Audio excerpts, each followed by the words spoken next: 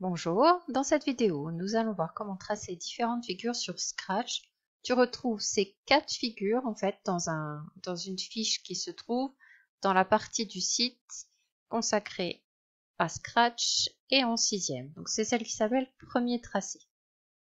On va commencer par ce premier programme. Donc on voit que le lutin monte un escalier.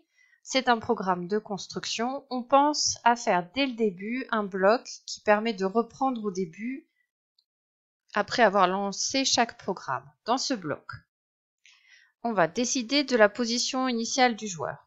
Donc on va le mettre par exemple ici en bas à gauche pour les escaliers. La position se met automatiquement sur cette brique-là. Peut-être qu'avant, il faudrait que je pense à effacer tout.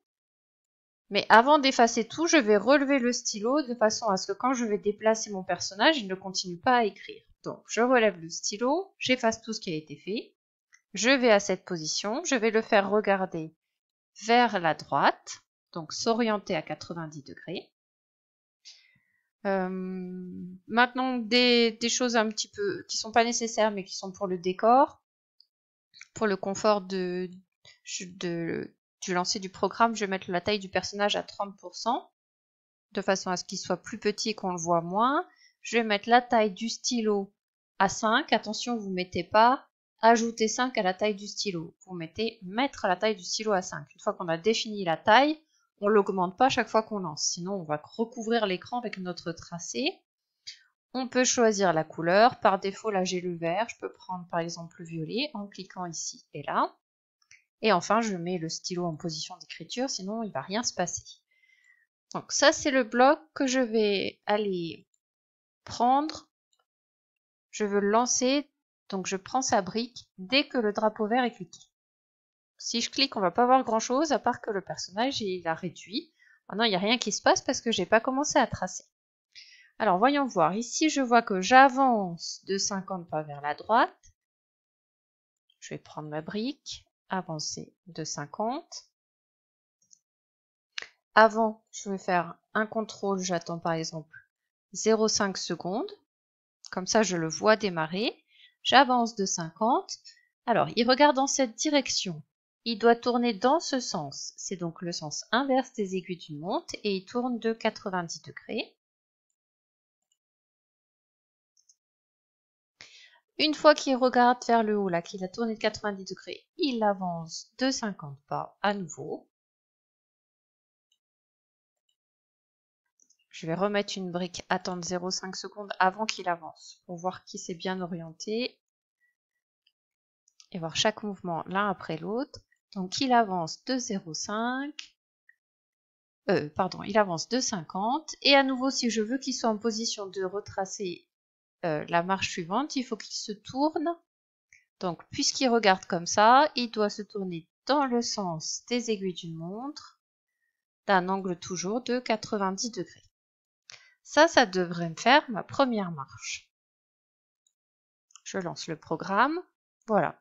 Et après, si je regarde bien, il fait ça une fois, 2 fois, 3 fois, 4 fois. Au lieu de copier et de coller 4 fois, je vais prendre la brique répéter. Je sais que moins j'ai de lignes dans mon programme, plus il est efficace. Je lance le programme. Et là, mon personnage effectue bien le tracé qui est demandé. On va passer au programme suivant. Avant de passer au programme suivant, tu fais Fichier, Enregistrer sous. Soit tu as une clé USB sur laquelle tu enregistres, soit tu es sur ton ordinateur et je te conseille de faire un répertoire spécial pour Scratch. Si tu es au collège, même chose. Dans ton répertoire personnel, tu dois faire un dossier que tu appelles Scratch 6e, 5e, 4e ou 3e, où tu en es dans ton niveau, et tu rangeras tous les fichiers du niveau dans ce dossier-là. Donc, moi, je ne vais pas l'enregistrer parce que je l'ai déjà, ce programme. Par contre, je vais retirer tout ça de façon à pouvoir faire le deuxième programme sans avoir à reprendre mon bloc reprendre au début. Deuxième programme. Donc, le personnage avance de 100 pas vers la droite.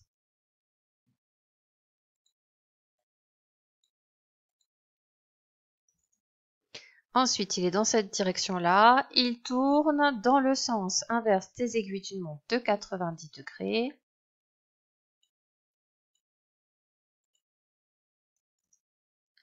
Je remets un bloc, attendre 0,5 secondes. Là, j'ai dupliqué pour gagner du temps, mais je vais aller modifier la longueur des pas. Ici, il fait 150 pas. Et ensuite, il se tourne. Alors, il est comme ça. Donc, il se tourne dans le sens des aiguilles d'une montre. Cette fois-ci, de 90 degrés toujours. Il est orienté pour faire le 200 pas.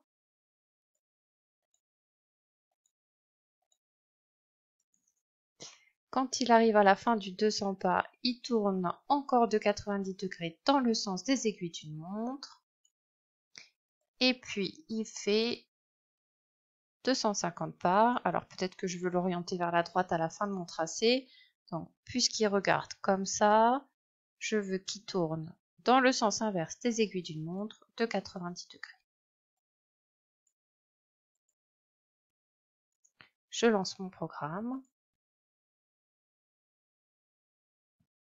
Bon, alors il y a quelque chose, il y a une chose à laquelle j'avais pas pensé, c'est que là il est un peu en bas. Donc peut-être que je vais le faire pour ce programme-là, démarrer un petit peu plus haut. Je positionne mon personnage et je vois que les coordonnées du départ ont changé. C'est moins 185, moins 35. Donc ici, je vais modifier les coordonnées. Et je relance. Voilà, mon deuxième programme est terminé. Je vais passer au troisième. Je pense à enregistrer. Je vais garder ça simplement pour pas avoir à le recopier. Je ne les mets pas tout de suite. Je reprends au début. Alors là, je vois tout de suite que la position de mon personnage, elle devrait être un petit peu plus vers le haut. C'est donc moins 182 ou moins 185, ça va aller, et 120. Pour commencer, le personnage, il est orienté vers la droite. Il va falloir que je le retourne, donc il va se tourner ici pour faire ce tracé-là de 90 degrés dans le sens des aiguilles d'une montre. Il va avancer de 250 pas. Donc il va être orienté dans cette direction. Il va devoir tourner dans le sens inverse des aiguilles d'une montre de 90 degrés. Je l'ai déjà. Et après, on est parti pour le deuxième tracé. Alors, on vérifie que ça fonctionne déjà celui-là.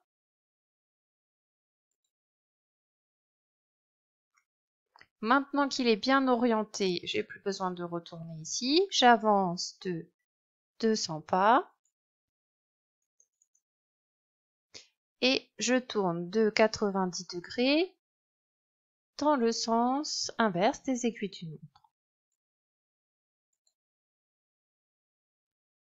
Je continue. J'ai l'impression que ça va être tout le temps la même chose. C'est 150 pas et il tourne dans le sens inverse des aiguilles d'une montre.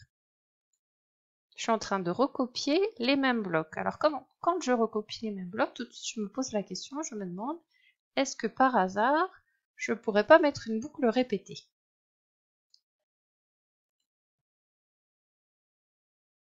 Ok, j'ai réussi, le programme correspond à ce qui est demandé, mais j'ai toujours cette interrogation, est-ce que je ne peux pas faire mieux? Donc si vous êtes en 6e, peut-être vous pouvez vous arrêter là. Si vous êtes à un niveau supérieur, on va essayer d'améliorer ce programme. Parce qu'on voit que, en fait, si j'enlève cette brique ici, et que je regarde cette partie-là, j'ai une fois, 2 fois, 3 fois, 4 fois la même chose, à une différence près.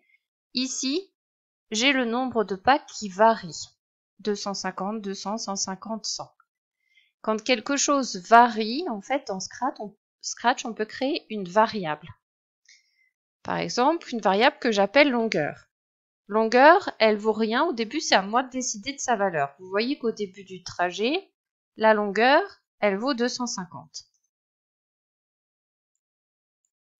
Donc, au lieu de répéter mes blocs, je vais mettre un bloc comme, au lieu de recopier mes blocs, je vais mettre un bloc comme ça que je vais répéter 4 fois.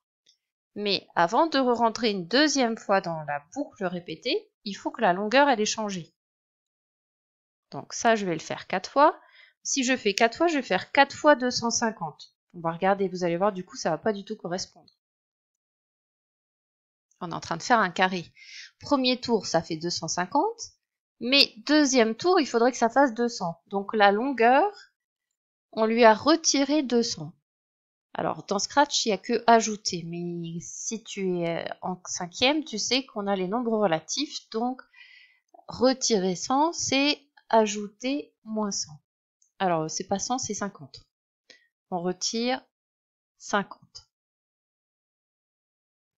Donc là, premier tour, on fait 250 de longueur. Et hop, la longueur vaut... non, premier tour, on fait 250 de longueur. Et en sortie du tour, la longueur vaut 200, c'est bon. Après, on repasse avec 200 et ça devient 150. On repasse encore une fois. Donc tout ça, j'en ai plus besoin. Tout ça, c'est compris dans ma boucle répétée. Je lance pour voir si ça fonctionne. Voilà, mon programme fonctionne et il est un peu plus efficace que l'autre. Donc maintenant que j'ai compris ça, peut-être que je peux me lancer directement dans ce programme-là avec la variable. Si tu es en sixième, tu peux refaire un programme plus simple, hein, en faisant pas par pas, déjà pour bien comprendre comment il tourne, il avance. On va essayer, nous, de le faire directement. Il y a quelque chose que je peux enlever d'emblée, c'est la brique tournée, parce que au départ de mon programme, il doit regarder vers la droite. Donc j'enlève la brique tournée. Je regarde s'il est bien placé. Si je veux commencer ici, il faudrait que je sois à peu près là. Donc je vais changer la position. 24, 17.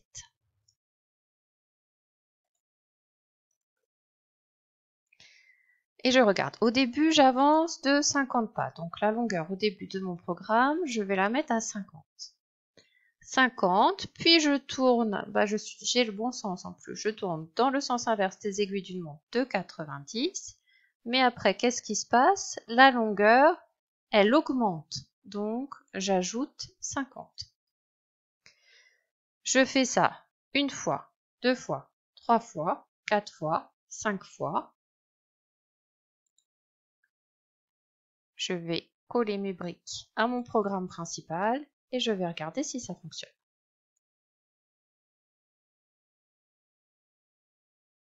Donc voilà, le programme fonctionne.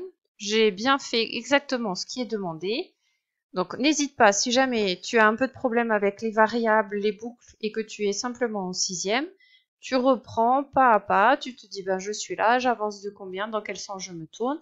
Si tu as bien compris les variables et les boucles, c'est parfait parce que ça nous permet d'économiser beaucoup de lignes de code et donc le programme est un peu plus performant.